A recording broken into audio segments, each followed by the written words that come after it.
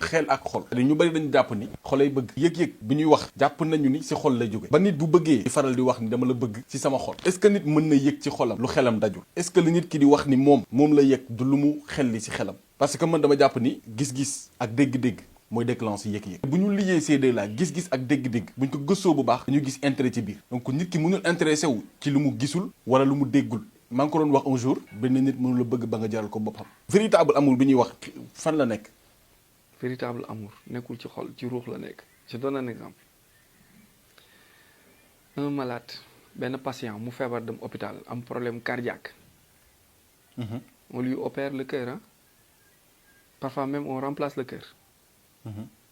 n'est-ce pas effectivement la médecine léegi remplace le cœur peut remplacer le cœur bu plastique wala bu animal am na ok après réanimation bu yeewoo kan lay njëkk a laajte wala ñan lay njëkk a laajte le malade l'a opéré du cœur dugg réanimation ñu changé xol bi opéré xol bi changé xol bi fi nekkoon defaat ci beneen xol bu yeewoo kan lay njëkk a laajte pourtant mi ngi woon inconscient comment subir opération cardiaque mais bu yeewoo ba conscient xel mi ci kan lay dem ci ñan c'est plus proche jabaram ak doomam kon est-ce que xol bi bëgg xol bi pourtant du xol bi nekkatu fa waaw xol bi newatu fa foofu moom xol bi newatu fa te pourtant mi ngi continuer di leen bëgg ba tey di am estime ci ñoom di am estime est-ce que da ngay utiliser moo mbëggeel maanaam bëgg dëgg waaw non bëgg dëgg bi la xam nga ñu ngi ci bëgg am na mais bëgg dëgg comme ci nekk bëgg dëgg boobu noonu boobu ruux moo koy def c'est l'âme qui fait ça foofu monde intangible la est-ce que loolu existe na ci diggante jabar parfois waaw doom xam nga parfois nga dal ci parfois nga am ko parfois nga tase ak nit gis ko pour toute une première nga am ci moom yëg-yëg bu nga xamante ni tu as la sensation que cette personne là c'est du déjà vécu c'est du déjà vu xam nga toutes les âmes étaient une avant d'être divisées en deux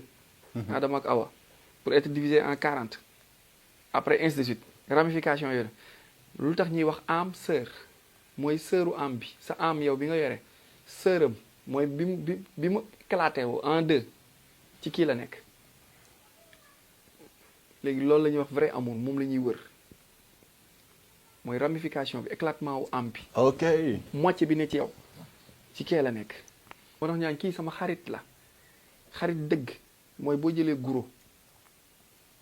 nga xar ko ci digg bi di nga gis fu trait bi jaar boo ko xaree su ma lay ñaanee benn bi dama la fallu may ma benn xarit bi mooy may ma benn moitié bi parce que benn la woon avant muy nekk ñaar ngàddu guro benn la woon avant muy nekk ñaar chance la parfois nga tombé ci ñooñu nga dox ba tasek kooku comme jabar comme copine mooy wane yéen ñaar nga am benn fusion bu nga xamante ni parfois bu dañuy ànd sëy am ay doom yi sax da nga naan kii yaa ji la nuru wala papa ji doo xam fan lay nekk bu feebaree mu mel ni keneen ki day feebar bu décédé quelque temps après gis keneen ki décédé génn mais yooyu c'est des rares c'est des cas exceptionnel quoi cas yi nga xamante ni ça existe mais du lu nga xamante ni da nga ciy dal chaque jour mais yeneen amour yi nga xamante ni moom la ñuy nekk di faral di wax yépp te mooy amour boobu laay wax naan ça n'existe pas bi ma naan l'amour n'existe pas mooy comme sànq bi ma la àttee ci destin ak destinée mën nga wax ci benn partie nit ñi attaqué la alors que ñoom fi ñu la attaqué dafa am fu ñu la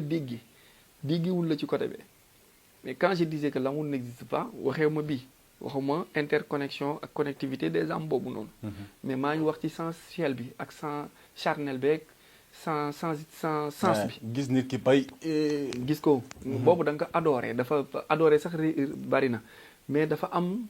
lu la poussé si moom foofu je préfère remplacer amour par intérêt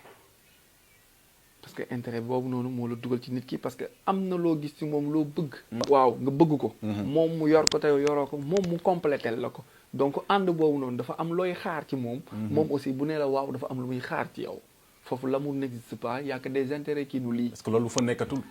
yéena day jeex te boo toppee ci matériel boo bëggee nit ci matériel mooy boo bàyyee sa xol diriger la comme on fait l'erreur de dire que le cœur a ses raisons que la raison ignore loolu c'est une erreur c'est une aberration en quelque sorte parce que da ngay bàyyi sa xol conduire la à la place nga waroon utiliser sa xel bu fekkee da nga bàyyi sa xol mu conduire la nga xool ko ni mu mel ni ko yàlla bindee waaw magnifique nangam sangam kooku je lui dis que na fàttaliku ni yaramu jigéen mook les étapes de la prière ñoo yem étape booy julli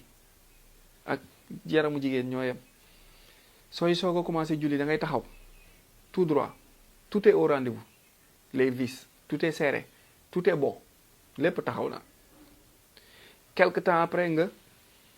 rukkoo yaramu jigéen laa lay expliquer bu fekkee da nga ko toppee par yaram wala da nga ko toppee matériel quelque temps après day sëgg après fan la jëm bu jugee ci étape bi te dem ba jeex lépp wàcc lépp lu nekkoon ci moom lu taxawoon lu dëgëroon lu taxoon nga toppoon ko mu nekk forme beeg yooyu wàcc na ba jeex tàkk bu doon lool nga ko toppee woon da nga koy bàyyi bu doon xel nga ko toppee woon doo ko bàyyi bu dee ruux nga ko toppee woon esprit aussi doo ko bàyyi moo tax n'aimez pas avec le cœur aimez plutôt avec l'esprit. waaw moo tax bul topp ak xel bul topp ak xol topp ak xel. topp ak xel. waaw topp ak xel parce que yàlla bàyyiwul nit mu matee lépp yàlla daf ko jox lépp ba pare joxu ko lépp. day am benn lu mu rocci waat ci moom téye ko pour moom ci yàllaam ji pour unicité am moom omniscience am omnipotent bi. du la bàyyi ak lépp. sëñ Abdoulaat daa mosoon am benn gan ku ko waaju ko seet si woon ñëw ak ay rangoñam mu ne ko lan la mun ko soxna see ma wàcc mun ko newoon naa la nga topp yàlla. Baay Laat ni ko newoon naa la nga topp yàlla. boo toppoon yàlla li yëpp du la ci fekk. boobu neewu ko bul topp sa jabar de neewu ko bu ko bëgg de mais mi ngi koy poussé ni ko à ce que ni ko bàyyil réserve bu nga xamante ni bul joxe lépp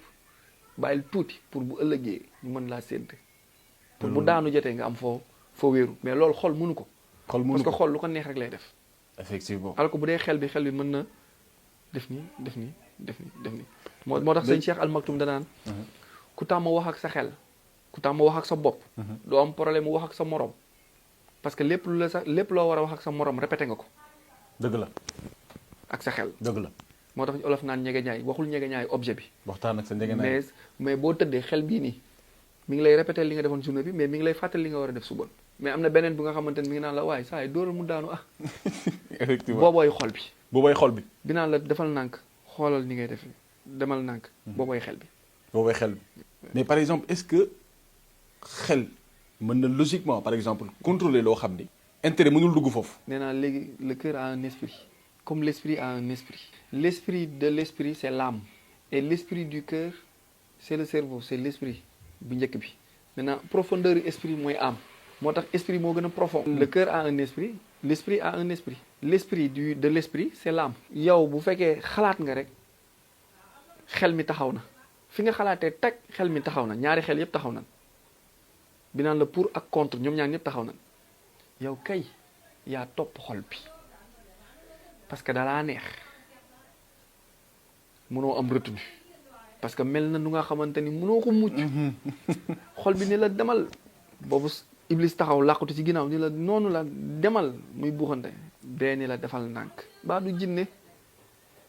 baa feebarul wala baa liiwul baa melul nii baa jikko ji baax na baa nekk na jigéen bu baax mi ngi lay poser la ay question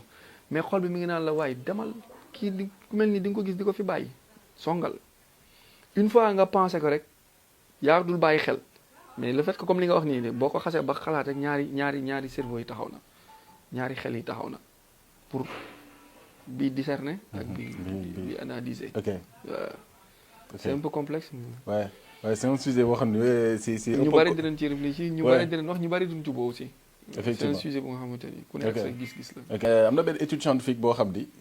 benn psychologue moo ko mené Bandura dans les années 1960. Il voulait comprendre si regarder quelqu'un pouvait influencer nos comportements sans avoir expérimenté ce que la personne qu'on regarde est en train de faire. Donc du coup, il a conçu une expérience en prenant 2 groupes d'enfants et en les mettant dans une pièce dans laquelle il y avait une poupée gonflable appelée Bobo. Dans le premier groupe, les enfants observaient un adulte entrer dans une pièce et taper la poupée de manière agressive. La frapper, la lance, utiliser des gestes violents. Dans le deuxième groupe, les enfants observent un adulte traiter la poupée de manière non agressive, calme. Ensuite, on met ces enfants dans une autre pièce avec la poupée Bobo. Après quelques minutes, à être seuls dans la pièce, les enfants qui ont observé un comportement agressif, ils vont reproduire ce qu'ils ont vu. Ils vont se mettre à donner des coups de pied, la jeter contre le mur. Li ci gën a doy waar mooy xale yooyu yamuñu ci agressivité bi ñu gisoon ci adulte bi kay dañu continuer di inventer yeneen manière yoo xam ni moo gën a agressif. buñ ci conclure par exemple mooy les actions que nous observons elles influencent non seulement nos comportements même sans une expérience directe mais en plus elles impactent de manière beaucoup plus profonde nos croyances, nos certitudes et nos manières de fonctionner.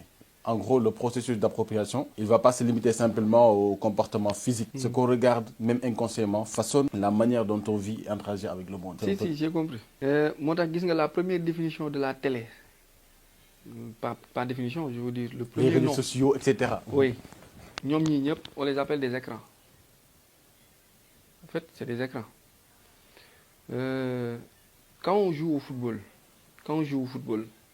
je suis gardien de but. Bon, même en réel, hein, je suis gardien.